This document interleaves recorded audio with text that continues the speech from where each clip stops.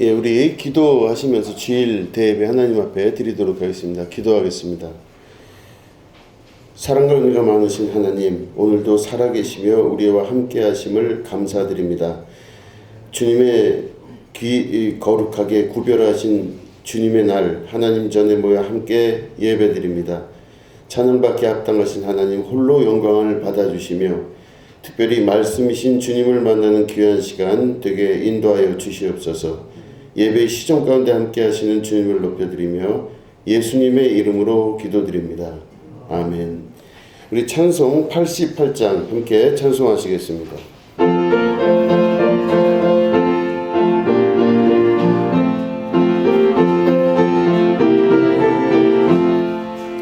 내 진정 사모하는 친구가 되시는 구주 예수님은 아름다워라. 산 밑에 백합화요 빛나는 새벽별 주님 영원할 길 아주 없도다. 내 마음이 아플 적에 그대로 되시며 나 외로울 때 좋은 친구라. 주는 저 산 밑에 백합 빛나는 새벽별 이 땅 위에 비길 것이 없도다. 내 맘의 모든 염려 이 세상 도락도 주님 항상 같이 하여 주시고 시험 때에 악마의 계교를 즉심을 잊히사 나를 지키네. 온 세상 날 버려도 주 예수 안 버려 끝까지 나를 돌아보시니. 주는 저 산 밑에 백합 빛나는 새벽별 이 땅 위에 비길 것이 없도다. 내 마음을 다하여서 주님을 따르면 길이 길이 나를 사랑하리니. 물불이 두렵지 않고 장검도 겁없네. 주는 높은 산성 내 방패시라. 내 영혼 먹이시는 그네 누리고 나 친히 주 뵙기 원하네. 주는 저 산 밑에 백합 빛나는 새벽별 이 땅 위에 비길 것이 없도다. 아멘. 드려진 예물을 위해서 기도하겠습니다. 하나님 아버지, 예물 드린 손길들을 하나님 기억하여 주시고 하나님께서 그 손길 위에 함께 하셔서 그들이 살아가는 동안 겪는 여러 가지 것 위에 개입하시고 역사하셔서 주님의 나라와 주님의 뜻을 이루는 축복이 있게 하여 주시옵소서. 물질에 종되지 않게 하여 주시고 지배하고 다스리고 정복할 수 있는 하나님 자녀의 권리가 바로 세워질 수 있도록 인도해 주시며 하나님께서 주시는 귀한 은혜의 삶을 주님의 거룩한 승리의 삶으로 살아갈 수 있도록 도와주시옵소서. 하나님 아버지께서 지키고 보호하시는 가운데 승리하며 나아갈 수 있는 축복의 자녀 되게 하셔서 모든 기도의 제목 위에 안수하시고 그 모든 것들이 합력하여 주님 안에서 선을 이루는 축복과 은혜 있게 하여 주시옵소서. 감사드리며 예수님의 이름으로 간절히 축복하며 기도드립니다. 아멘. 예, 우리 하나님 말씀 함께 보시겠습니다. 창세기 1장 1절부터 5절에 있는 말씀입니다.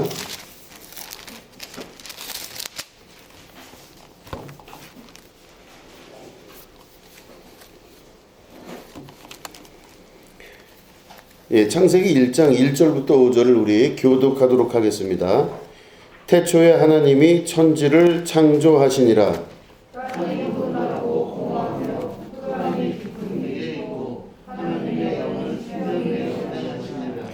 하나님이 이르시되 빛이 있으라 하시니 빛이 있었고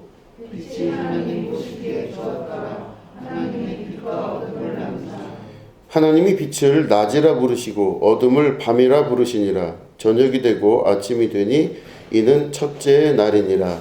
아멘. 오늘은 창조의 연속이라는 제목 가지고 함께 말씀을 나누겠습니다. 성경은 옛날 일을 기록한 옛날 이야기라고 생각을 하십니까? 성경을 통해서 우리들은 옛날 이야기를 듣고 그저 교훈으로 삼고 옛날에 그런 사람들이 살았고 그런 일들이 있었으니 우리는 그런 실수를 하지 말아야 되겠다라고 하는 교훈적인 차원의 이야기를 적은 책이라고 생각을 하십니까? 만약에 그렇다면 우리의 신앙생활도 단순히 교육기관 혹은 교육에 필요한 자료들을 모아서 서로 협력하여 실수하지 않고자 하는 의도 밖에는 아무런 의미가 없을 것입니다. 옛날 이야기로서의 성경, 옛날에 했던 사람들의 기록으로서의 성경만 존재한다면 그런 종류의 책들은 성경 말고도 너무너무 많을 것입니다. 성경은 단순한 옛날 이야기이고 그때 모든 것들이 완료되어져 버린 끝난 사건일까요? 그렇지 않다고 하는 것입니다. 성경을 더 깊이 보고 또 더 깊이 볼수록 성경은 살아 움직이는 실체이며 지금도 우리들과 함께하는 하나님의 말씀이시라는 것을 깨달아 알게 되는 것입니다. 성경은 지금 이 순간에도 이 말씀을 듣고 계신 이 순간에도 살아 움직이고 또 우리의 삶에 가장 유용하며 가장 필요한 것이라는 것을 말씀을 통해 깨달아 알게 되는 것입니다. 성경은 우리에게 살아 움직이는 실제이며 또한 실제의 역사가 되는 책입니다. 그래서 이 하나님 말씀은 여러분들에게 그리고 저에게 아주 중요한 생명의 책이 된다는 말씀이신 겁니다. 오늘 우리가 읽은 본문의 말씀 창세기 1장에 있는 말씀은 우리가 잘 알듯이 대략 BC 6세기에서 7세기 사이 바벨론 포르기에 이스라엘 사람들이 잡혀 있을 때 기록되어진 내용이라고 우리는 알고 있습니다. 그들은 구전으로 내려왔던, 그러니까 다시 말해 조상 때부터 계속해서 반복적으로 구전으로 내려왔던 그 내용들을 자기들이 손으로 적어 기록으로 남기면서 기록물로서의 역사를 이루기 시작합니다. 그들이 처음에 창세기를 기록할 때 사용했던 단어가 바로 히브리어입니다. 히브리어로 기록을 했을 때는 그 당시에 메소포타미아를 중심으로 이루어졌던 바벨로니아의 언어는 아람어였습니다. 근데 아람어로 그들이 기록하지 않고 자신들의 언어인 히브리어로 이 모세오경을 기록합니다. 히브리어는 그 안에 가지고 있는 내재되어 있는 여러 비밀의 단어들이 많이 숨어있는 언어입니다. 그래서 그들이 아람어로 기록하지 아니하고 히브리어로 이 창세기를 기록할 때 그 창세기 안에 있는 히브리어의 어원과 그 뜻을 분석하는 것은 너무나 중요한 것이죠. 이게 바로 그들이 하나님의 영감에 의하여 창세기를 구전으로 됐던 걸 기록을 할 때 기록 문자로서 그들이 히브리어를 사용했으며 그 히브리어 안에는 하나님의 귀한 뜻들이 비밀 가운데 숨어 있다라고 하는 것입니다. 그래서 창세기를 읽고 또한 모세오경 성경을 읽을 때 원어에 대한 언어 분석, 어원 분석을 하는 건 굉장히 중요하다고 볼 수가 있는 것입니다. 우리가 읽은 본문 말씀 창세기 1장은 태초에 하나님이 천지를 창조하시니라 이렇게 말씀하고 계십니다. 여기서 천지를 창조하시니라 할 때 이 창조하다라고 하는 단어, 이게 히브리어로는 바라라고 하는 단어를 사용합니다. 바라라고 하는 단어를 사용하는데 이거를 한국말로 창조라고 우리들은 번역하여 기록된 성경을 읽고 있는 것입니다. 한국말 성경이 한국어로 이렇게 번역될 때는 원래 이 한국어 성경이 가장 가깝게 번역된 것은 바로 중국어입니다. 그러니까 한자로 된 성경을 번역한 것이 한글 성경에 가장 가깝게 만들어진 겁니다. 그러니까 우리 성경은 중국말로 기록된 것을 번역한 것이라 볼 수 있습니다. 중국어로 기록된 것을 번역하고 그 이후에 일제 시대가 되면서 일본에서 또한 중국어로 번역된 것을 일본어로 번역한 그 성경으로 대비하여 다시 개역 개정판을 내게 됩니다. 그러니까 결국에 우리가 읽은 성경은 중국어판이라 볼 수가 있습니다. 그 이후에 계속 신학자들의 노력과 또 목사님들의 많은 노력에 의하여 원어 분석을 하려고 하는 의도들이 굉장히 강해지기 시작합니다. 1945년 이후로 성경을 원어 그대로 읽고자 하는 욕구들이 생기면서 영어로 된 성경을 읽고 또는 독일어로 된 성경을 읽다가 이것들 역시 번역본이라고 생각을 하여서 히브리어 원어와 히라버 원어 그리고 아람어 원본으로 읽으려고 하는 그런 연구들이 계속 진행이 되어 왔습니다. 그 지금까지 우리가 알고 있었던 창세기에 관한 여러 이야기들과 내용들이 번역본으로 읽다가 본문으로 읽다 보니까 원문으로 읽다 보니까 여러 가지 그 안에 숨겨져 있는 하나님의 새로운 뜻들이 발견되는 것을 알기 시작한 것입니다. 말씀드린 대로 태초에 하나님이 천지를 창조하시니라 할 때에 창조라고 하는 단어는 히브리어 바라를 사용합니다. 그런데 이 바라라고 하는 거가 창조하다라는 뜻이 있는데 실제로는 창조하다라는 뜻이 아니라는 것입니다. 2009년에 네덜란드의 한데스블라트라고 하는 그 이제 잡지에 한 교수가 기고문을 올립니다. 엘렌 반 볼데라고 하는 네덜란드의 교수입니다. 성서 문헌학자입니다.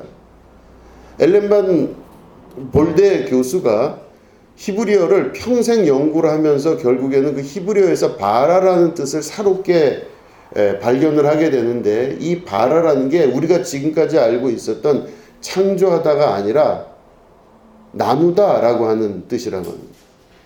다른 말로 하면 하나님께서 태초에 천지, 다시 말해 하늘과 땅이 천지 아닙니까? 천지를 하늘과 땅을 나누셨다 이렇게 번역할 수 있다라는 것입니다.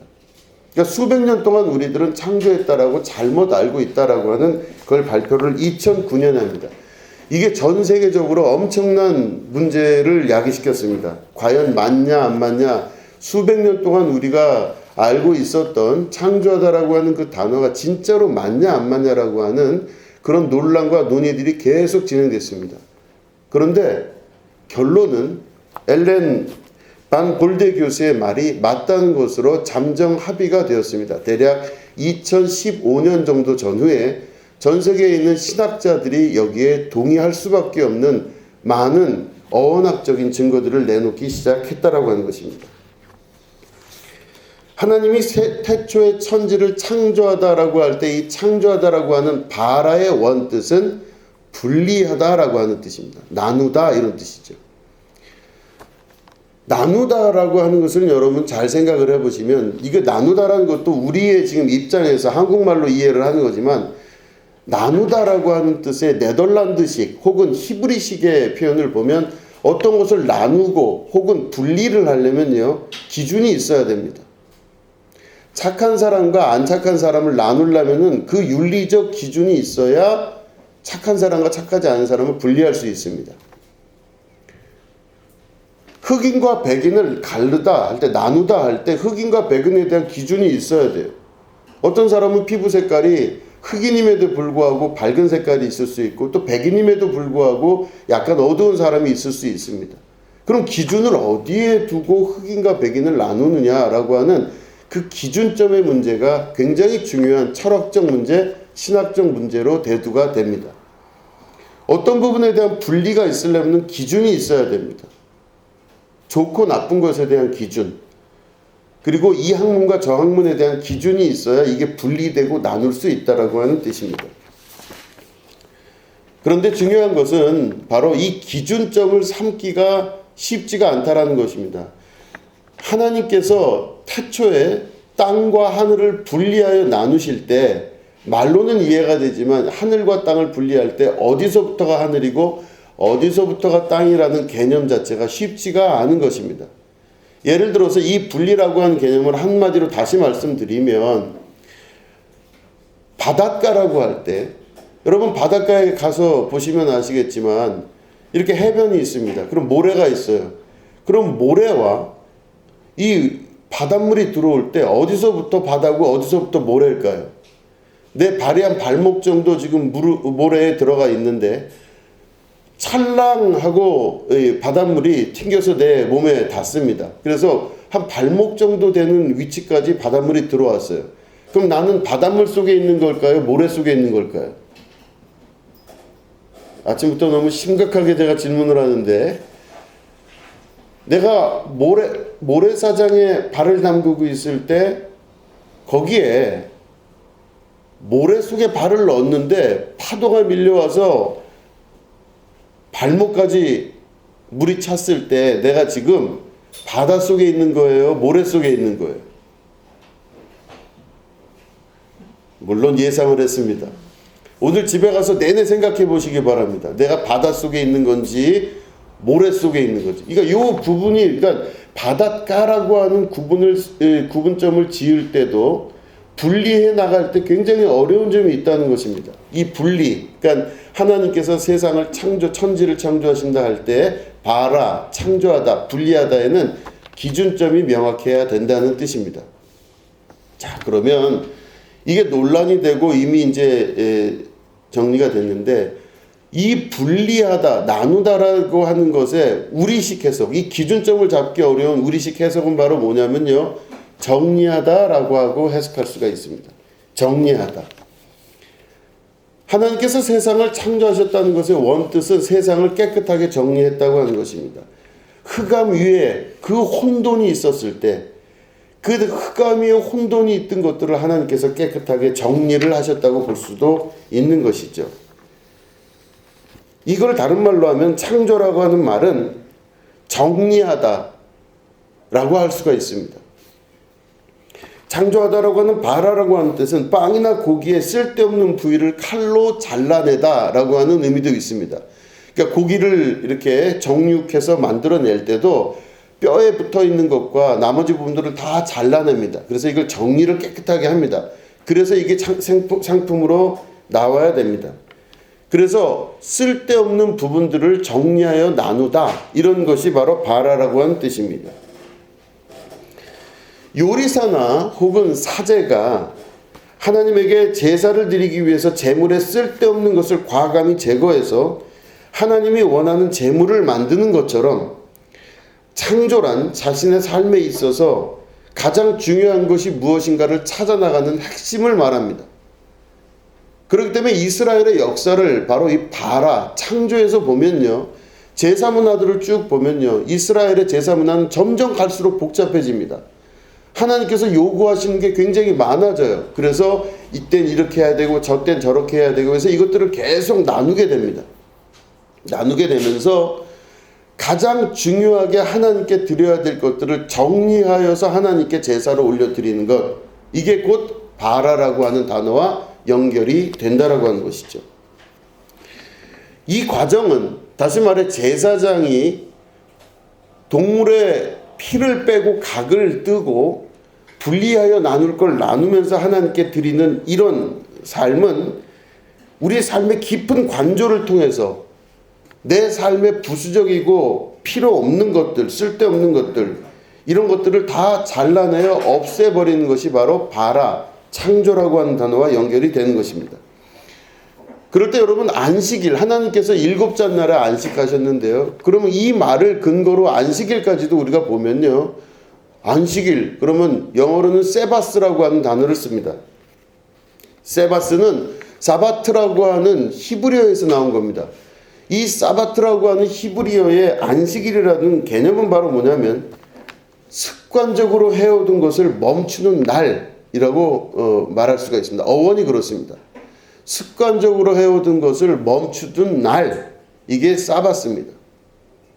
그러니까 6일 동안 내가 어떤 일을 계속하고 진행해 와서 지금까지 습관적으로 그 일을 했는데 맨 마지막 날이 되는 사바스, 다시 말해 안식일은 습관적으로 해왔던 모든 것들을 멈추는 날이 바로 세바스예요. 안식일이라는 개념으로 볼 수가 있습니다.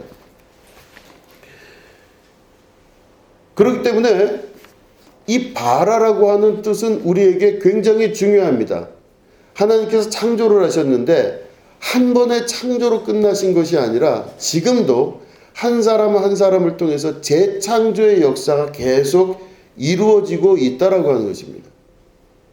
하나님은 지금도 창조하고 계신다는 뜻입니다. 하나님은 지금도 우리 가운데 삶 속에서 세상을 창조하고 계시고 나를 통해서 새로운 세계를 창조하고 만들어 가신다는 뜻입니다. 한 번의 창조로 끝나는 것이 아니라 하나님은 계속적으로 창조하며 오늘도 살아 움직이시고 나를 통해서 세상을 재창조하는 역사를 이루어 가신다는 뜻이죠. 지금 우리가 1장 1절을 읽었는데 태초에 하나님이 천지를 창조하시니라 이랬는데 태초에라고 하는 히브리어는 베레시트라고 하는 단어를 사용합니다. 베레시트라고 하는 것은 바라라고 하는 단어와 헤시트라고 하는 단어가 합해진 겁니다. 태초에라고 하는 것은 어떤 것이 분리되고 정리가 된 이후에 시작되는 것, 이게 바로 베레시트, 태초에란 뜻입니다. 우리 삶 속에서도 그렇기 때문에 이 창조의 역사, 정리의 역사는 계속적으로 이루어지고 내 삶이 오늘 믿음으로 하나님 앞에 결심하고 하나님의 창조가 내 안에서 새롭게 이루어진다 하면은 베레시트, 내 인생에서 새로운 창조의 역사가 나타나기 시작하는 겁니다. 히브리 사람들의 그래서 제사와 그 삶의 모든 역사들은 하나님의 창조와 재창조의 역사가 계속적으로 반복이 됩니다. 그 성경은 그 내용을 깊이 있게 읽다 보면 하나님의 창조가 지금도 이루어진다고 하는 연속선상에서 볼 수 있습니다. 옛날에 있었던 그 사건이 한 번에 그치고 나서 오늘의 나에게 아무런 의미가 없는 것이 아니라 그 창조의 역사가 지금도 나와 함께하는 놀라운 하나님의 재창조의 역사 가운데로 들어가게 된다고 하는 것입니다. 한마디로 이야기하면 정리를 할 수 있어야만 됩니다. 정리를 할 수 있다는 건 하나님의 창조 섭리의 원형, 하나님의 창조의 습관을 닮은 자들의 역사입니다. 여러분 정리를 잘 하시기를 부탁합니다. 정리를 잘 하셔야 돼요. 공부를 잘하는 비법이 뭐냐 물어보신다면 정리를 잘하는 것입니다. 공부를 잘하려면 정리를 잘해야 됩니다. 그래서 내가 어떤 것이 있어야 될 곳에 있어야 되고 또 필요 없는 것들은 잘라내서 없애버려야 됩니다. 쓸데없는 것들을 많이 가지고 있으면 공부를 절대 할 수가 없습니다. 그렇기 때문에 정리라고 한다는 것은 공부를 잘하는 것의 아주 중요한 비법 중에 하나라고 볼 수가 있습니다. 독일의 철학자 중에 헤겔이라고 하는 철학자가 있습니다. 이 헤겔은 슈투트가르트 출신입니다. 이게 약간 시골 출신이에요. 근데 이 헤겔하고 어린 시절에 같이 지냈던 그 친구들이 있습니다.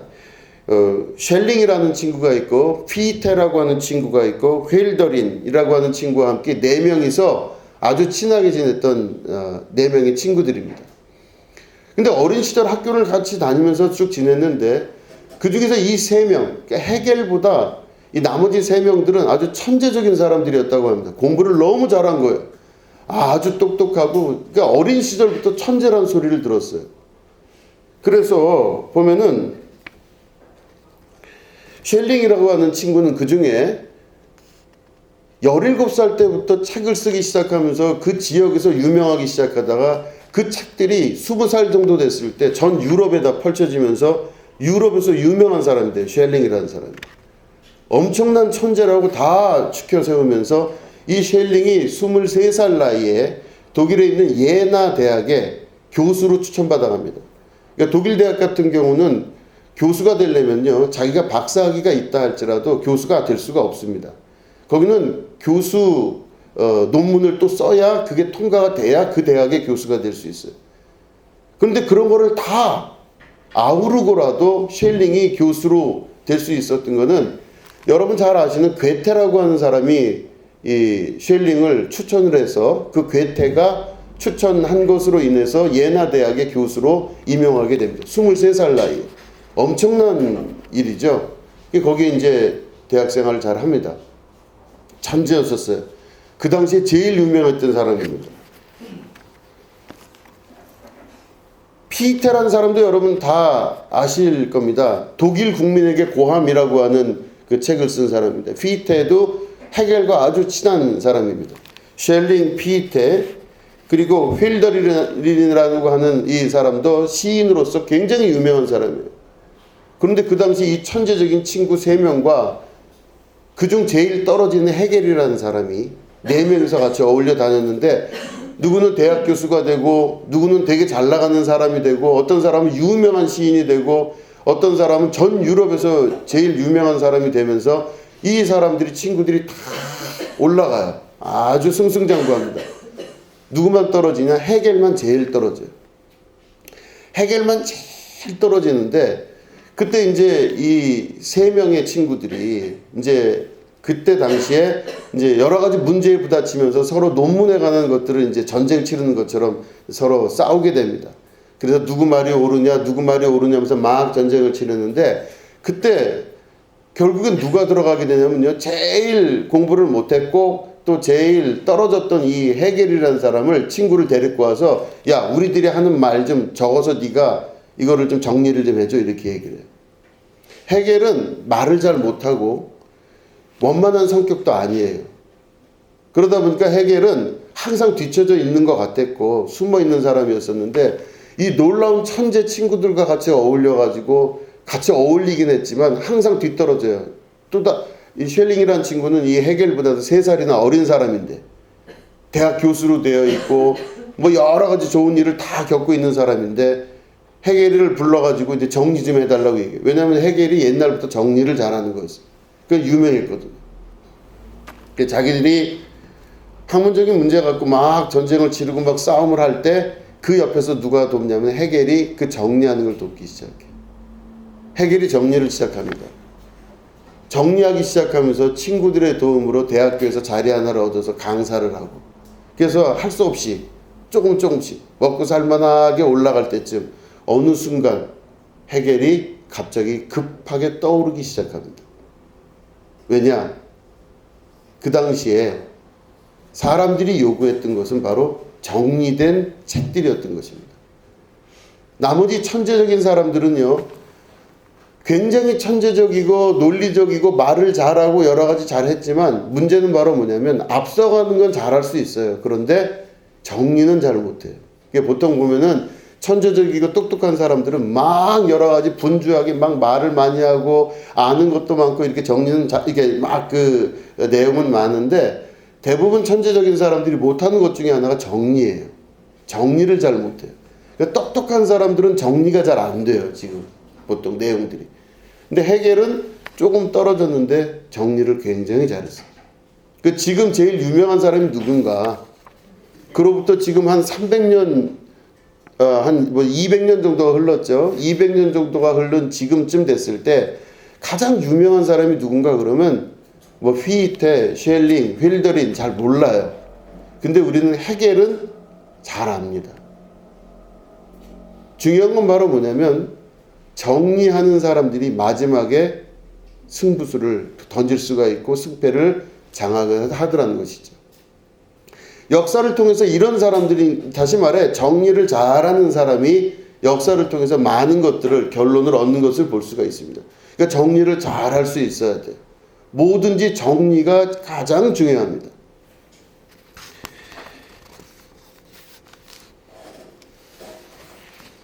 창조하다라는 그 하나님의 음성은 분리하다라는 말과 동시에 정리하다라는 말이 됩니다. 정리하다, 이거는 곧 변화를 뜻하기도 합니다. 정리를 하면요, 깨끗하게 변해요. 정리하고 분리하기 시작하면요, 모든 것들이 깔끔해지고 단순해지기 시작합니다. 변화가 된다는 것은 이전 것과 다르다는 것을 말합니다. 이전 것이 없고 새롭게 태어나는 것을 말하는 것입니다. 살면서도 여러 가지 이 세간살이 안에서도 정리가 굉장히 많이 필요합니다. 버릴 건 반드시 버려야 됩니다.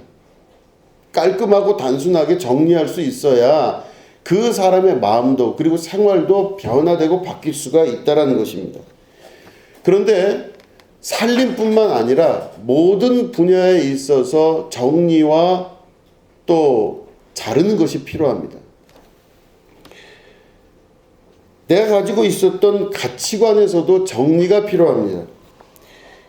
만약에 내 가치관이 변하기 시작하면 이전과 다른 삶의 가치관이 생기기 시작합니다. 그러면 방향이 바뀌게 된다는 뜻이에요. 살아왔던 습관대로 살지 아니하고 내가 살아가는 방향이 바뀐다는 뜻입니다. 이렇게 해서 내가 가치관이 바뀜으로 인해서 삶에 나아가는 방향이 달라지면요, 이게 곧 하나님의 창조 바라가 이루어지는 것입니다. 삶의 가치관과 방향이 달라지게 되는 것, 이게 바라입니다. 우리가 생각하는 생각의 습관도 변화를 일으켜야 됩니다. 생각할 것과 생각하지 말아야 될 것을 분리할 수 있는, 정리할 수 있는 사람이 되어야 됩니다. 내가 마땅히 생각할 것과 생각하지 말아야 될 것을 분리하고 그것들을 정리하여서 나눌 줄 아는 사람이 될 때 하나님의 창조 바라가 이루어지게 되는 것입니다. 대부분 그게 이루어지지 않기 때문에 막 뒤죽박죽 섞여가면서 어려운 일을 겪게 되는 것입니다. 어떤 땐 이게 맞는 것 같고 어떤 땐 저게 맞는 것 같습니다. 어떤 때는 내가 하는 게 옳은 것 같기도 하고 어떤 땐 내가 하는 행동과 생각이 옳지 않다고 생각될 때도 있습니다. 왜냐하면 섞여 있기 때문에 힘들고 어려운 것입니다. 그런데 바라라고 하는 창조 섭리의 원형, 하나님께서 세상을 창조하셨을 때 그 방식, 그 방법대로 오늘도 동일하신 하나님이 나와 함께하고 계신다면 나는 정리할 줄 알고 나눌 줄 알고 분리할 줄 아는 사람으로 바뀌게 됩니다. 내가 생각할 것과 생각하지 말아야 될 것을 분리할 수 있는 것입니다. 그 바울은 자기가 가장 사랑하는 애제자인 디모데에게 그런 부탁을 합니다. 디모데야, 마땅히 생각할 바 이상의 생각을 네가 품지 말기를 바란다. 디모데야, 제발 생각할 것만 생각하고 생각하지 말아야 될 것을 하지 말았으면 좋겠다. 바울이 그렇게 부탁을 합니다. 히브리적 개념입니다. 내가 생각해야 될 것과 생각하지 말아야 될 것을 분리할 줄 아는 것은 기준점이 명확하다는 뜻입니다. 어디에 기준을 가지고 이것을 하느냐가 중요하겠지만 중요한 것은 바로 마땅히 해야 될 것과 하지 말아야 될 것을 분리할 수 있는 용기, 결단을 말합니다. 삶의 가치관과 기준도 마찬가지고 내 생각도 마찬가지고 우리가 가지고 있는 습관도 마찬가지입니다. 우리들은 전부 다 자기가 살아갔던 그 방식의 습관을 갖고 있습니다. 부모로부터 물려받은 유전적인 습관도 있고 가정에서 자라나면서 가지고 있었던 일종의 생활 습관도 있습니다. 그리고 여러 가지 일을 겪으면서 우리가 내재되어서 갖고 있는 경험적 습관들도 있습니다. 그 말을 내가 왜 그렇게 자꾸 하는지, 그때 그 왜 말을 내가 하는지에 대해서 묻지도 따지지도 않습니다. 항상 내가 왜 그런 말을 하는지에 대해서 자기를 자꾸 돌아볼 줄 알아야 되는데 그걸 못 돌아보죠. 근데 이게 우리 안에 내재되어 있는 생활 습관 속에 들어가 있는 것입니다. 항상 그 말을 하고 항상 그 생각을 하고 항상 그런 행동을 하게 됩니다. 걸어가는 모습과 서 있는 모습, 사람들을 대할 때의 모습, 그리고 사람들에 대해서 생각할 때의 생각의 습관도 항상 일정합니다. 그러니까 변화가 없어요. 그러니까 그 사람이 가지고 있는 평생의 습관은 바꾸기가 쉽지가 않다는 겁니다. 평생 그 습관대로 살다 보면 그 사람의 결론도 그렇게 날 수밖에 없는 것이죠. 그 사람의 습관은 몸에 밴 것과 동시에 그 사람으로부터 나오는 일종의 향기와 같습니다. 그래서 그 사람의 습관이 바뀌지 아니하면 그 사람에게서 풍겨지는 그 이미지가 사람들로부터 크게 다르지 않고 평생 유지되는 것을 볼 수가 있는 것이죠. 그런데 만약에 그 사람이 하나님을 만나게 됩니다. 하나님을 믿게 되고 하나님을 내 안에 영접하기 시작합니다. 그러면 하나님이 내 안에 오시게 된다는 뜻이죠. 그러면 내 안에 하나님이 계시면요, 내 안에서 재창조의 역사가 나타나기 시작합니다. 재창조의 역사라고 하는 건 바라라고 하는 겁니다. 그리고 내 인생이 하나님 만난 이후부터 바로 그때부터 베레시트라고 하는 태초애가 시작이 되는 겁니다. 하나님 만난 이후로부터 베레시트, 태초애가 시작되면서 내 인생이 변화되기 시작합니다. 가지고 있었던 습관, 생각의 습관, 또 마음의 습관, 가지고 있었던 묻지도 따지지도 않고 가지고 있었던 수많은 습관의 복합체인 내가 하나님을 모시고 나서부터 그게 바뀌기 시작하는 거예요. 그때부터 태초에 베레시트가 나타납니다.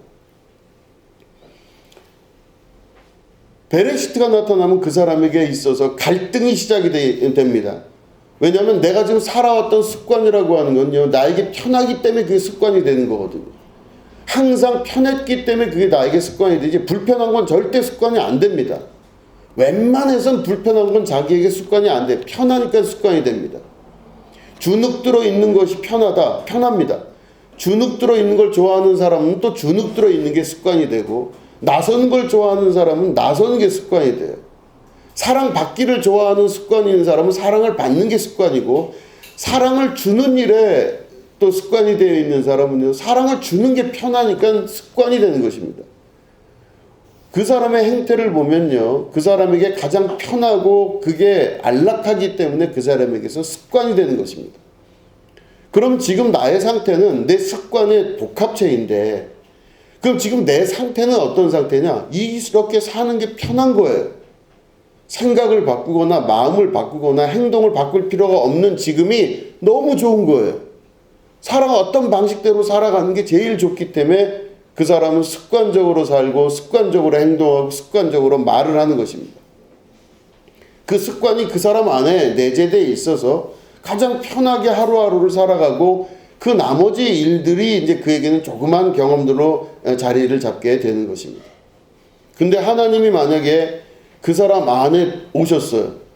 이제부터 제가 하나님을 믿고 하나님 뜻대로 살기로 결심했습니다라고 그 사람 마음 안에 하나님을 섬기기 시작하면 하나님이 내 안에 계시기 시작합니다. 예수 그리스도의 이름으로 오신 하나님께서 내 안에 임하기 시작하면서부터 내가 갈등을 하기 시작합니다. 왜냐? 이제부터는 바라, 하나님께서 하시는 베레시트, 태초의 그 일이 바라, 창조가 되는 것인데, 새로운 재창조가 이루어지는 것은 바로 분리하고 나누고 이 모든 것들을 정리하기 시작하시는 하나님의 역사가 일어나기 시작하는 겁니다. 하나님을 믿은 다음부터 정리가 시작이 되면요, 어떤 일이 벌어지냐면 자기의 옛날 가지고 있던 습관들을 하나하나 바꿔나가기 시작하시는 게 하나님의 뜻입니다. 나는 지금까지 내가 살던 방식이 되게 편했어요. 그리고 잘해왔다고 스스로 생각을 했던 거예요. 그런데 하나님이 그 안에 역사하기 시작하면서부터 내 습관에 제동이 걸리기 시작해요. 그건 아니다라고 말씀하십니다. 그다음부터 내가 불편하기 시작합니다. 복잡하기 시작하고 불편하기 시작해요. 그러면 도대체 하나님이 새롭게 창조하고 계시는 내 마음의 이 마음과 습관적으로 생각하고 습관적으로 평생 살아왔던 내 편한 모습하고의 갈등이 일어나기 시작하면서 내가 지금까지 습관적으로 살았던 그 습관적인 마음은 옛사람이 돼요. 성경에서 이야기하는. 그런데 바라, 하나님의 새로운 창조에 의해서 이루어진 그 사람의 삶은요, 새 사람이 돼요. 옛사람과 새 사람이 계속해서 갈등을 일으키고 번민하기 시작합니다. 내 안에 두 존재가 있는 것이죠. 하나는 하나님의 재창조, 하나는 습관화된 내 옛날 생각과 그 생각들, 이 믿음, 이게 계속 갈등을 일으키면서 고난을 당하는 시간을 반드시 겪습니다. 그런데 그때마다 하나님 앞에 내가 결단하고 결심하여 옛사람은 죽었습니다. 십자가 앞에 나를 매달아 이제는 하나님 뜻 따라 살겠습니다. 결단하기 시작하면 그 사람의 삶이 점점점 변해나가기 시작합니다. 한꺼번에 변해나갈 것 같은데 그렇지가 않습니다. 하나하나 그 습관들을 바꿔나가기 시작하는데 어떤 사람은 빠르게 변하기도 하고 어떤 사람은 조금 느리게 변하기도 하는 것이죠. 이게 하나님께서 분리하고 정리해 나가시는 하나님의 새로운 사람을 만드시는 방법입니다. 이거를 우리 감리교회 창시자인 요한 웨슬레 목사님은 성화라고 이야기합니다. 점점 그 사람이 거룩해지기 시작하는 겁니다. 내가 완전한 것처럼 너희도 완전하게 될 것이다 하실 때에 그 완전이라는 건 순간적으로도 이루어질 수 있지만 점점점 그가 변해나감으로 성화되는 것이라고 볼 수도 있는 것이죠. 하나님이 그 안에 역사하기 시작하면서부터 베레시트, 태초에가 시작되고 바라의 역사를 통해서 분리하고 나누고 정리하시는 역사가 나타나며 옛사람을 죽이고 새사람이 점점점 강건하게 되는 역사로 바뀌게 되는 것입니다. 이게 바로 창조의 역사입니다.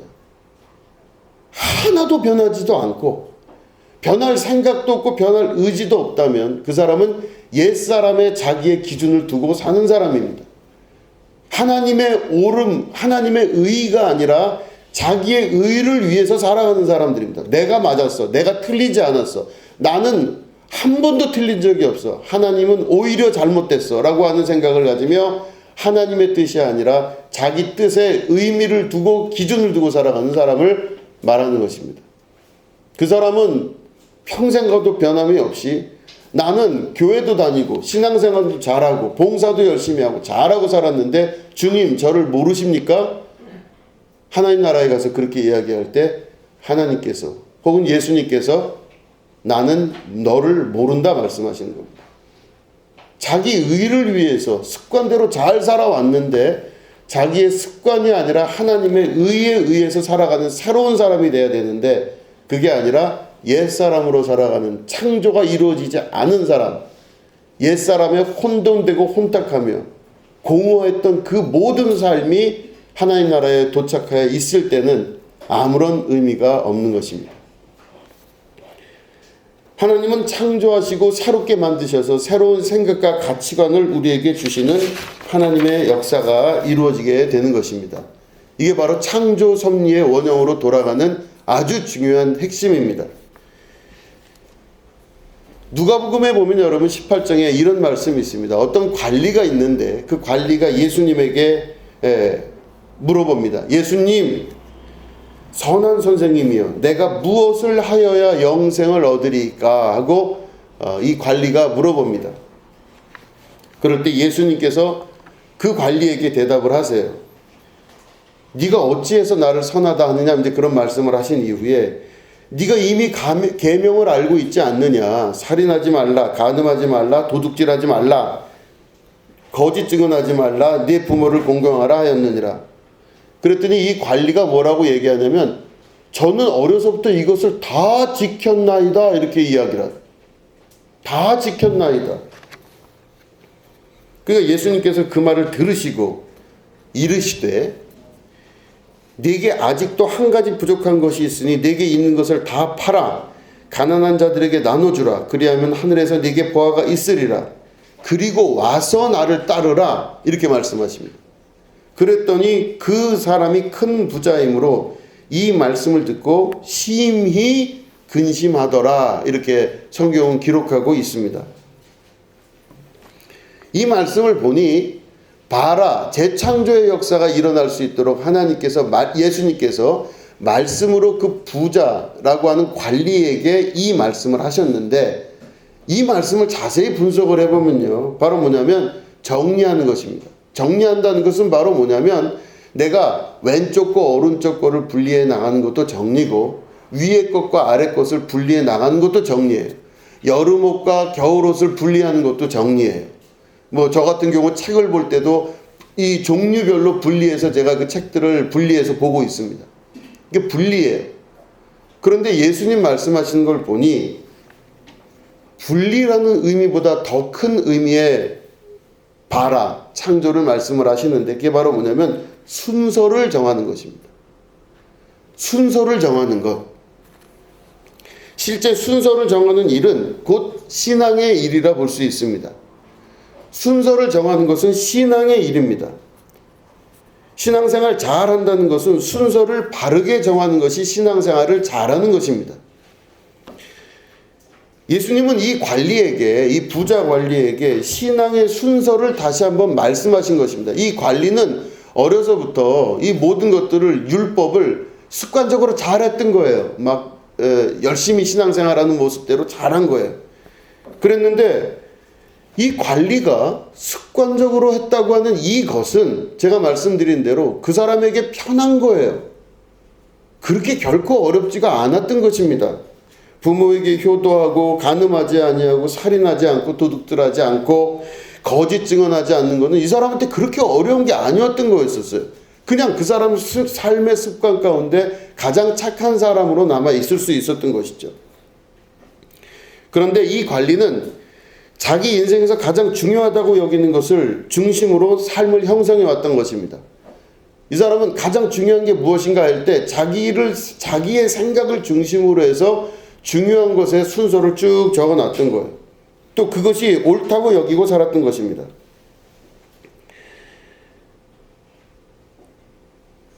그런데 그 관리의 일생 가운데 변하지 아니하는 습관적인 자기의 생각과 행태 가운데 예수님을 만나면서 혹은 예수님 만나기 전에 자기 안에 의문을 듭니다. 이젠 죽을 때가 다 된 것 같아요. 그러니까 이 죽음 이후의 삶에 대해서 고민이 있었겠죠. 그럴 때 이 관리가 예수님을 쫓아가서 물어봅니다. 예수님, 말씀 들어보니 죽지 아니하는 영원히 사는 방법을 예수님 아신다고 하는 것 같은데 영생을 제가 얻으려면 어떻게 해야 됩니까? 다시 말해 죽은 이후에 나는 어떻게 하나님 나라에 갈 수 있겠습니까? 이거를 이 관리가 물어봅니다. 이게 바로 그 사람 안에 있었던 새로운 욕구라고 볼 수가 있는 것이죠. 지금까지 살아왔던 건 다 살아왔는데 이제 그 이후의 삶에 대해서 진정한 욕구가 그 욕망이 들기 시작하는 것입니다. 다른 욕망과 욕구가 든다고 하는 것은 지금 현재 삶과 다른 삶을 살고자 하는 욕망입니다. 이건 굉장히 중요하다고 볼 수 있습니다. 삶을 전환시키고 바꿀 수 있는 아주 유일한 기회라고 볼 수가 있는 것이죠. 다른 삶을 향한 욕망이란 결국 구원의 삶입니다. 하나님 나라고 하나님 세계로 들어가는 아주 중요한 시작점이 되는 것입니다. 그런데 그게 이루어지기 위해서 예수님께 갔더니 예수님께서 그 이야기를 들으시고 말씀하시기를 네 있는 모든 걸 다 팔아 가난한 사람들에게 나눠주고 그 다음에 그 이후에 나를 쫓으라 이렇게 말씀하십니다. 그럴 때 이 관리는 자기가 가진 것이 많음으로 근심하며 돌아갔다. 이제 다른 성경에는 돌아갔다고 되어 있는데 이 부자는 이 말씀을 듣고 심히 근심하더라 이렇게 기록하고 있습니다. 왜냐? 자기의 삶의 기준은 하나님 나라가 아니었던 거예요. 옛사람의 습관대로 가장 편하게 자기 중심으로 생각을 했던 신앙의 모습이었었는데 이제는 가장 중요한 이 중심점을 다른 데로 옮겨야 된다고 정리하여 말씀하시는 예수님 말씀을 들으니 고민이 되기 시작합니다. 옛사람이 자기의 중심으로 삼았던 건 그게 전부 다였던 거였어요. 자기 인생을 다 두고 자기 인생을 다 투사하여 얻어내고 만들어냈던 그 삶이 자기의 전부였는데 거기를 떠나서 다른 곳으로 가려고 하니 여기를 먼저 버리고 가야 된다는 예수님 말씀을 받아들이기가 쉽지 않았던 것입니다. 이게 바로 신앙인들의 일반적 모습이라 볼 수 있습니다. 신앙생활을 자기 기준으로 하는 것이죠. 내가 가장 잘할 수 있는 것으로 하는 것입니다. 부모에게 효도하기 잘할 수 있고 간음하지 아니하기 잘할 수 있습니다. 살인하지 아니하기 하겠습니다. 절대로 저는 살인하지 않겠습니다. 내가 잘할 수 있습니다. 도둑질하지 아니하기 어떤 방식으로도 저는 남의 물건에 손을 대지 않겠습니다. 거짓 증언하지 않기 거짓말하지 않고 똑바로 바르게 솔직하게 속이지 않고 잘 살겠습니다. 아주 어딜 봐서도 이 사람은 신앙인 중에 최고의 신앙인인 것입니다.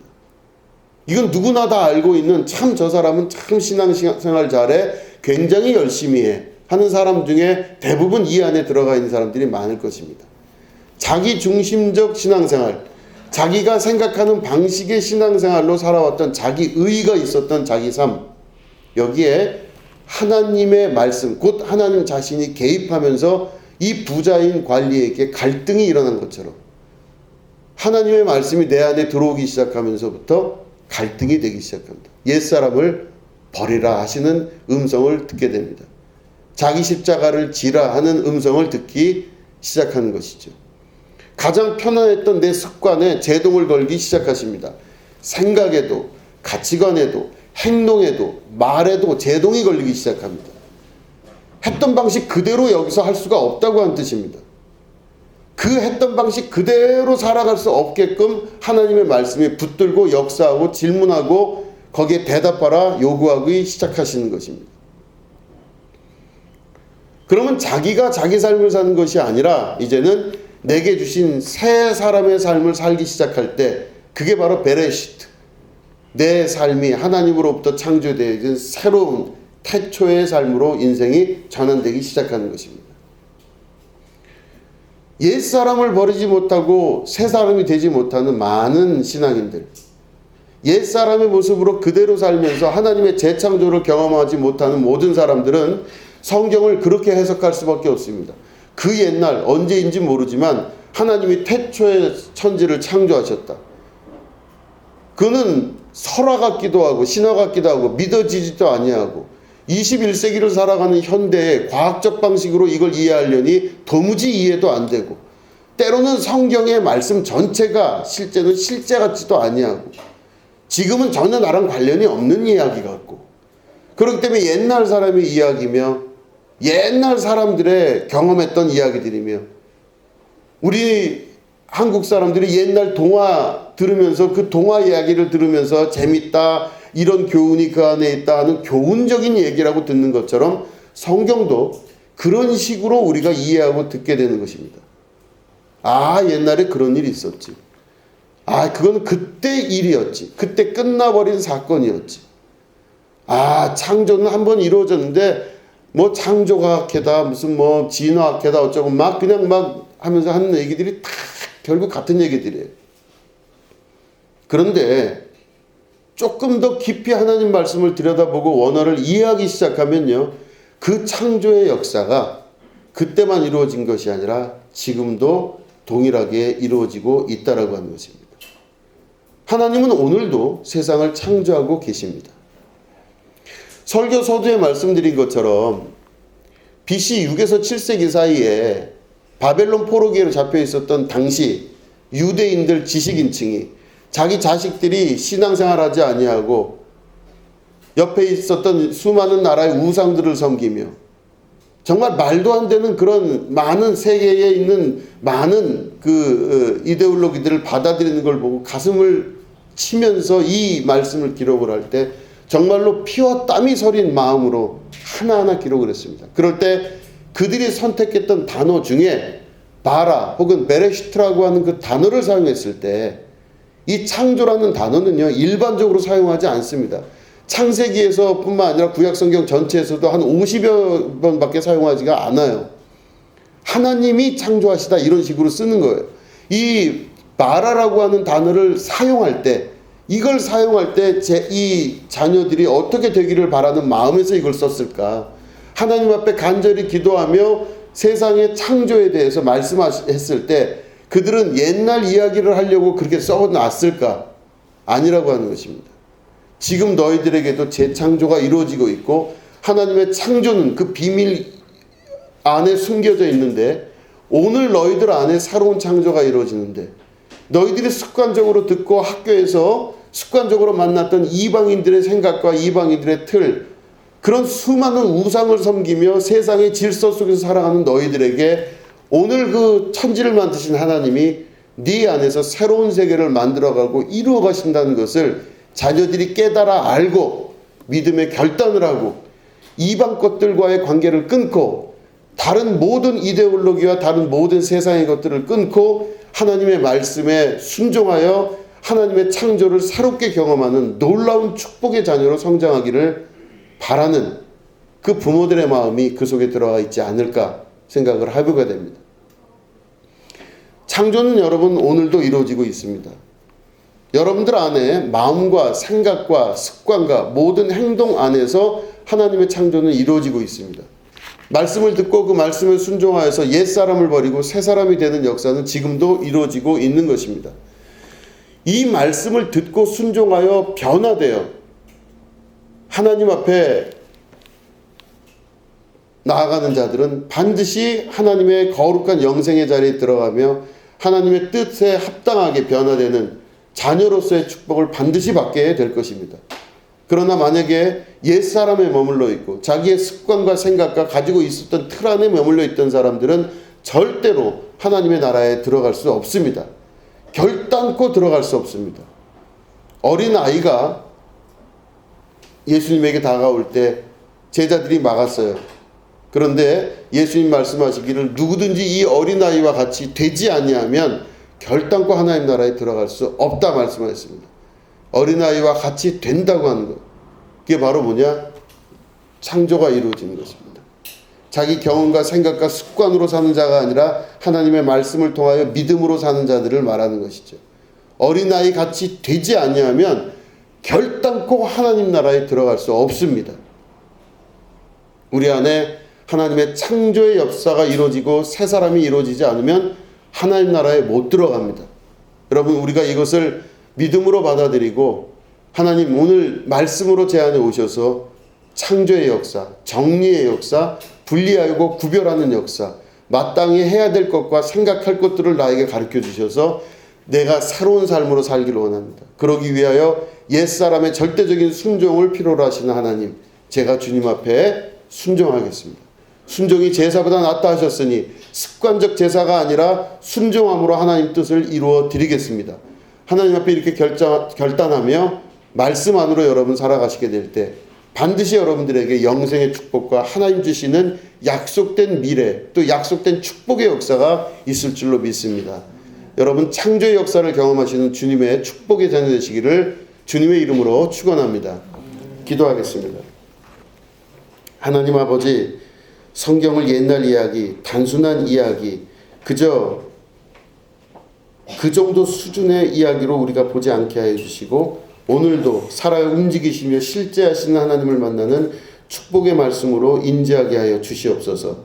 우리가 이 말씀 듣고 새 사람 되어 하나님의 거룩한 음성으로 살아가는 축복의 자녀 되어서 우리에게 주시는 하나님의 신령한 약속된 축복을 받을 수 있는 축복의 자녀들 되게 하여 주시옵소서.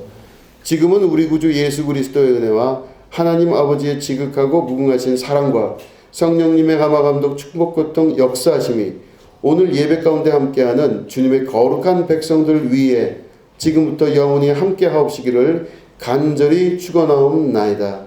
아멘.